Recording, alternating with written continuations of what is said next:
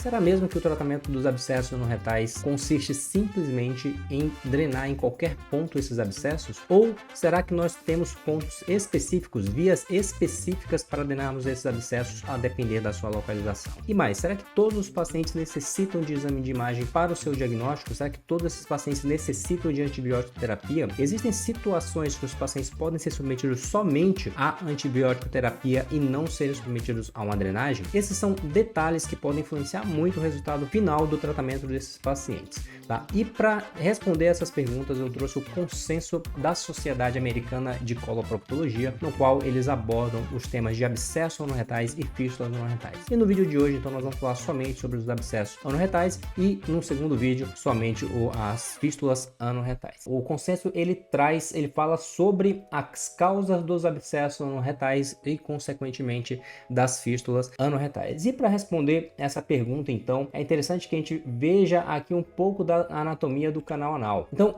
essa imagem aqui é do manual da Sociedade de Coloproctologia, que saiu esse ano também, já tem uma versão em português, então, um livro muito bom sobre a cirurgia coloproctológica. Então, quem quiser pode me mandar mensagem que eu consigo enviar. Então, aqui mostra a linha pectínea, né? Então, as criptas aqui que divide o reto do canal anal. Então, nós temos aqui as criptas anais e as glândulas anais. Então aqui é um complexo criptoglandular. Então a principal causa de abscessos anorretais é quando ocorre uma obstrução dessas glândulas anais, e essas glândulas, existe uma proliferação bacteriana dentro desses canalículos e existe uma formação de abscessos. Esses abscessos eles podem ter várias direções para onde eles podem proliferar, e então a principal causa de abscessos anorretais são as infecções criptoglandulares inespecíficas em 90% dos casos, tá? Então, entendendo ali da onde surge essa patologia, nós sabemos então que o abscesso anorretal ele é considerado a fase aguda dessa doença, e a fístula anorretal ela se forma numa fase crônica, então após a drenagem desses abscessos. Então, a fístula anorretal nada mais é que uma epitelização do trajeto de drenagem desses abscessos anorretais. Então, isso daqui para a gente entender toda essa fisiopatologia é muito interessante. Então, os abscessos anorretais são considerados a fase aguda da doença e a fístula anorretal a fase crônica.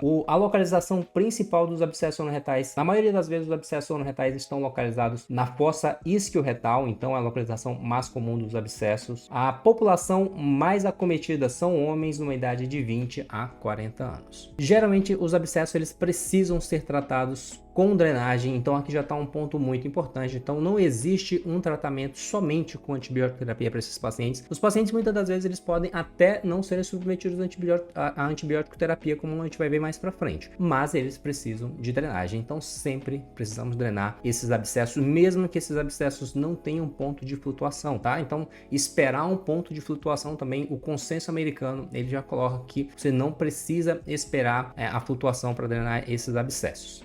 Mais para frente a gente vai ver uma situação muito específica na qual nós podemos fazer somente antibiótico terapia e não drenar esses abscessos. Em 30 a 70% dos casos, os pacientes já vão, dos casos de abscessos anorretais, esses pacientes já vão se apresentar com uma fístula anorretal, e desses pacientes que não tenham a fístula anorretal, aproximadamente 50% vão desenvolver a fístula anorretal nos próximos meses, nos próximos anos. Falando então sobre a avaliação dos abscessos anorretais, e aqui eu também já vou colocar um pouco das fístulas anorretais para a gente comentar, e no segundo vídeo eu falo somente sobre o tratamento das fístulas anorretais. Então, os abscessos anorretais usualmente eles são diagnosticados com base na história e no exame físico. Então na história o principal sintoma desses pacientes é a dor, e no exame físico muitas das vezes nós vamos encontrar um enduramento, uma hiperemia, e muitas das vezes também não tem a flutuação. Então, como eu já falei, não devemos esperar a flutuação para indicar a drenagem dos abscessos anorretais. Recomendação que não está nesse consenso, mas está no manual da Sociedade de Coloproctologia. E falando então sobre a utilização de exames de imagem. Então não são todos os pacientes que precisam de um exame de imagem para ter o diagnóstico de abscesso anorretal. Então nós vamos considerar em pacientes selecionados quando esses pacientes tiverem um abscesso anorretal oculto, ou seja, aqueles abscessos anorretais mais profundos que realmente você não consiga ter nenhum tipo de acesso ao exame físico. Então você pode utilizar um exame de imagem Para os pacientes com fístulas anal complexa ou recorrente também, nesse caso aqui, a ressonância é muito mais importante. Para os pacientes com algum grau de imunossupressão ou os pacientes com doença de Crohn com a sua manifestação anorretal, esses pacientes precisam ser avaliados com o exame de imagem. Para os abscessos, então, a tomografia ela consegue dar um bom diagnóstico, então tem uma sensibilidade de 77%, e quando nós falamos em fístulas anorretais, o melhor exame é a ressonância magnética, realmente disparado, consegue localizar para você de uma forma bem precisa as fístulas, inclusive os seus trajetos. E aqui falando especificamente sobre a abordagem dos abscessos anorretais. Então, os pacientes com abscessos anorretais, eles precisam ser tratados com incisão e drenagem. Então, o consenso ele volta a bater nessa tecla aqui, esses pacientes precisam ser drenados, tá? Então, a incisão, aqui já começa alguns pontos técnicos importantes. Então, a incisão ela precisa ter um tamanho suficiente para conseguir drenar esses abscessos de forma adequada e sem comprometer, lógico, então sem a gente ter nenhum tipo de lesão do complexo esfincteriano, sempre evitando o complexo esfincteriano para evitar uma incontinência fecal, que são ali complicações que nós podemos ter no tratamento desses pacientes, tá? Então, a incisão perianal ela precisa ser o mais próximo da borda anal. Então, quanto mais próximo da borda anal, a gente sabe que após a cicatrização desse abscesso,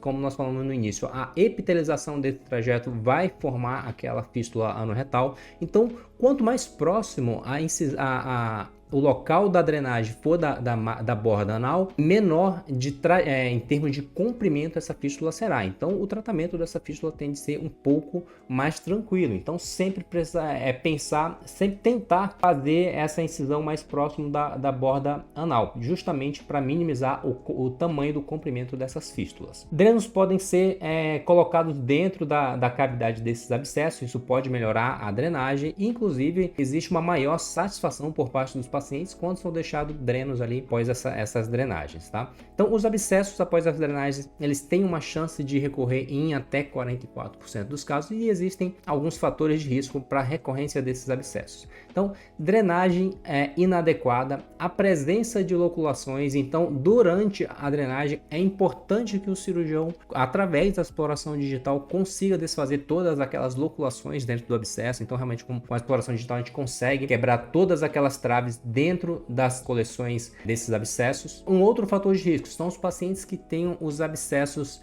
em ferradura, a gente vai falar um pouco sobre esse tratamento também, e aqueles pacientes que nós não realizamos uma fistulotomia primária durante a drenagem. Isso aqui também é um ponto muito específico que a gente vai já comentar. E aí, falando então sobre as vias de drenagem. Então, os abscessos interesfincterianos, eles são drenados da melhor forma através do sulco interesfincteriano. Então, através da borda anal, a gente tenta identificar o sulco interesfincteriano entre o esfíncter interno e externo e fazer essa drenagem. Já os abscessos supraelevadores, isso daqui vai depender da origem desses abscessos. Então, se o abscesso supraelevador ele for uma complicação, se for uma extensão de um abscesso interesfincteriano, a melhor via de drenagem para esses abscessos supraesfincterianos é através da própria parede do reto. Então, isso minimiza também uma fístula anorretal muito longa. Se esses abscessos supraelevadores eles tiverem uma origem de um abscesso isquioretal, né? Então a melhor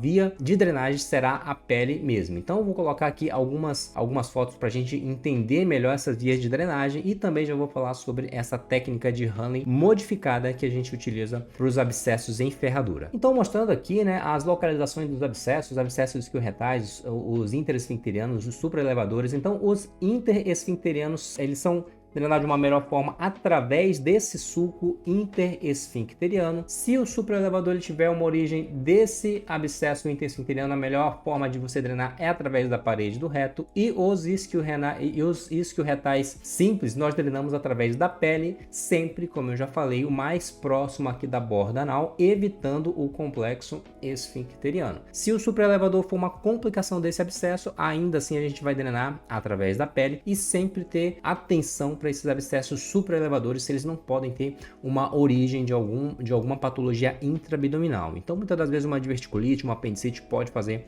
ali um abscesso na região dos supraelevadores, e aí essas correções são mais bem abordadas através de punções percutâneas através da parede abdominal anterior, tá bom? Então, já falando sobre essas vias de disseminação, vamos ver aqui sobre a questão dos abscessos em ferradura. Então, são aqueles abscessos que têm uma extensão isquioretal bilateral. Então, aqui o procedimento de Hanley modificado, ele consiste inicialmente em uma esfincterotomia parcial na linha mediana posterior para você acessar esse espaço pós-anal. Então, o espaço pós-anal é entre o cóccix e essa linha mediana posterior do canal anal, tá? Então, você acessa essa região pós-anal. Após essa esfincterotomia parcial posterior, é importante que seja deixado um sétum de drenagem, e esses sétons de drenagem eles têm uma importância fundamental quando nós formos tratar essas fístulas. No outro vídeo nós vamos falar sobre esse séton de drenagem, sobre o séton cortante também, e realizar também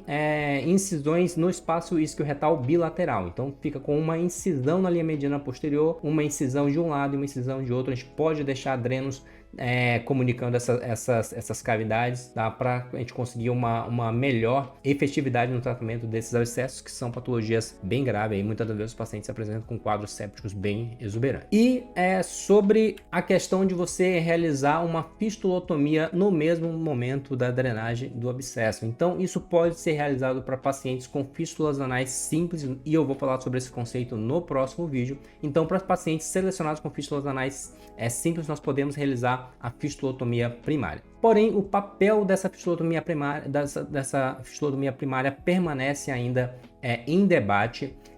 Existem muitos problemas de nós realizarmos esse procedimento no mesmo momento que o paciente se apresenta também com abscesso anorretal. Então, muitas das vezes nós não conseguimos cateterizar bem esse trajeto. Então, o próprio consenso coloca que existe uma possibilidade do cirurgião subestimar o grau de envolvimento esfincteriano e muitas das vezes ter lesões esfincterianas adicionais, acabar seccionando mais esfíncter do que o necessário. Então, aqui ainda existe, devido às consequências negativas da fistulotomia durante a drenagem dos abscessos, então realmente existe muita dificuldade nesse momento cirúrgico da gente identificar esses trajetos fistulosos, né? Muito em decorrência do processo inflamatório, os tecidos ainda estão muito friáveis, então é uma coisa que na nossa prática é muito difícil, acaba que a gente não faz. Porém, né, então se você identificar uma fístula, os cirurgiões eles recomendam que seja realizada somente uma fistulotomia parcial com a colocação de um sétum de drenagem. Então eles não recomendam muito que você faça essa fistulotomia primária, mas que pode ser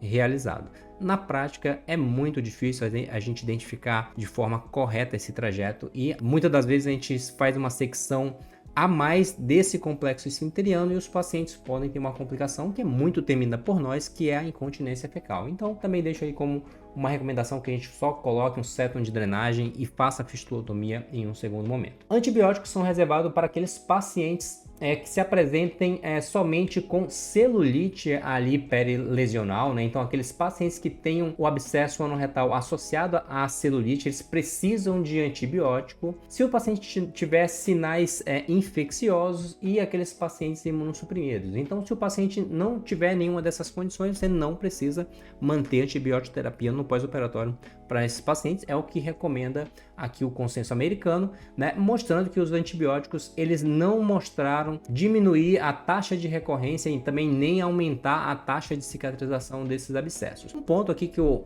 consenso coloca é que realmente se você fizer antibióticos para esses pacientes por um tempo um pouco mais prolongado, esses pacientes eles têm uma menor chance de evoluir com uma fístula anorretal. Porém, ainda assim, não é uma recomendação formal para nós fazermos para todos os pacientes a antibiótico-terapia pós-drenagem. Então, os autores também concluem que não é necessário a coleta de cultura de rotina, então isso não afeta o tratamento, os resultados finais desse paciente. Então, colher a amostra após a drenagem daquele abscesso e mandar ali para a cultura não é recomendado, não influencia o tratamento desses pacientes. E os antibióticos, eles têm um papel muito importante para aqueles pacientes neutropênicos, né, para os pacientes que têm uma imunossupressão. E terminando aqui então os pacientes que falando então sobre a única situação aqui que a gente não vai drenar esses abscessos anorretais, segundo o consenso americano. Então os pacientes que têm neutropenia, né, aqueles pacientes imunossuprimidos, principalmente os neutropênicos febris, esses pacientes aqui, se eles não tiverem um local de flutuação ao exame físico, o ideal é que nós tratemos esses pacientes somente com antibiótico. Então existe essa recomendação aqui, é um caso muito particular, tá? Então a única situação que a gente não vai submeter o paciente a uma drenagem desse abscesso, tá bom? E com isso, então, nós terminamos essa primeira parte desse consenso. Então, se você gostou desse vídeo, curte o vídeo, envia aí para os residentes aí que possam se beneficiar desse assunto. Então, principalmente os residentes do primeiro ano podem ter algum tipo de dúvida sobre esse tema. Então, não deixa de enviar esse vídeo e também não deixa de acessar o vídeo sobre fístula anorretal que já vai estar aqui. Já vou deixar nos cards aqui para gente, para vocês também complementarem o assunto, e até o próximo vídeo.